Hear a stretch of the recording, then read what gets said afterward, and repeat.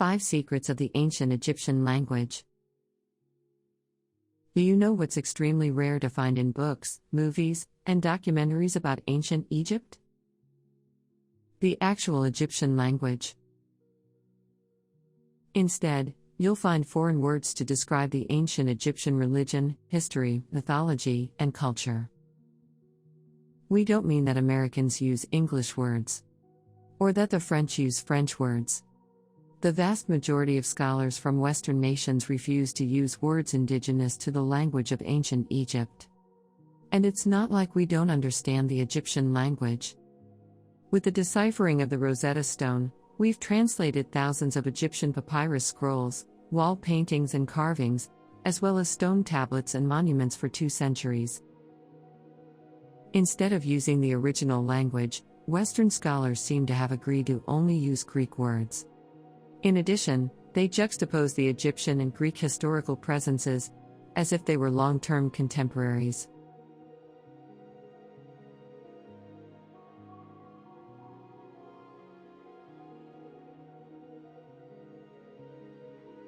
Want proof? Pause this video to Google, "What's the language of ancient Egypt called?" On the first page of search results, you'll find multiple examples of articles using the names that the Greeks used. What you'll be hard-pressed to find is the indigenous name.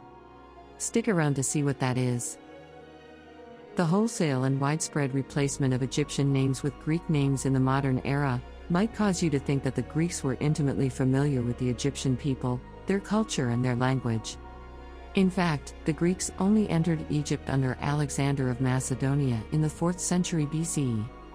Virtually all scholars who study Egypt will agree that under Greek rule, barely any indigenous culture remained in the Egyptian civilization. Think about it. Alexander was born 3 millennia after Narmer-Mena, the first ruler of the first dynasty of Egypt. And Alexander was born 800 years closer to George Washington, the first American president. Any person searching for Egyptian history on their smartphone, tablet, or computer can learn far more about ancient Egypt than Alexander and his conquering army ever learned.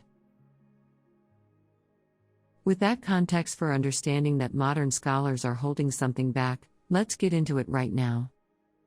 Secret number 1. The language of ancient Egypt is not called hieroglyphics. The indigenous name, Medu, means the word. The term hieroglyphics comes from Greek, and it means sacred carvings. Secret number 2. Sacred texts were written in a special form of writing, called Medu Nedjer. That means divine word. Plutarch, a Greek historian who lived in the 1st century CE, may have been first to describe Chemite writing as hieroglyphica. The term hieroglyphics entered the English language in the late 16th century. Secret number 3. The ancient Greeks did not read, write, speak, or understand the ancient Egyptian language. This point is relevant because Western scholars refuse to use Medu words in describing the kingdom of the Nile Valley. Instead, they use Greek words, which fail to capture the essence of the land or its people. Secret number 4.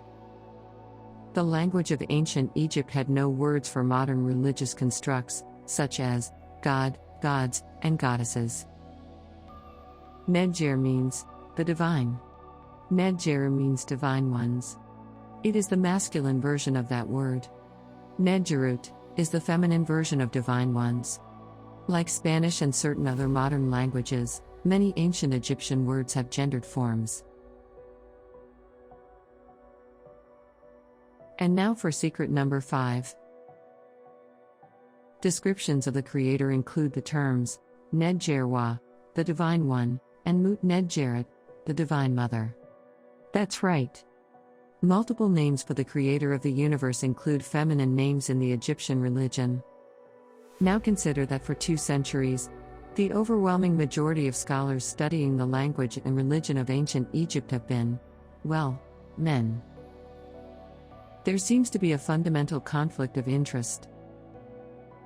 In conclusion, to understand why modern scholars insist on describing Kemet, or ancient Egypt, almost exclusively with Greek words, Instead of the well-known Medu words, watch our video on 5 secrets of the religion of ancient Egypt.